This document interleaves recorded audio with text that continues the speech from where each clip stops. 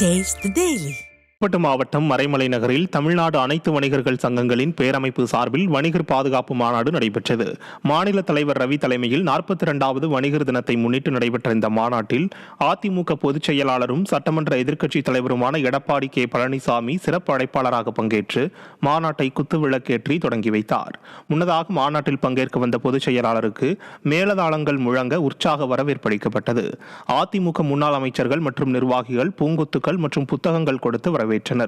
இந்த மாநாட்டில் 12 தீர்மானங்கள் நிறைவேற்றப்பட்டது.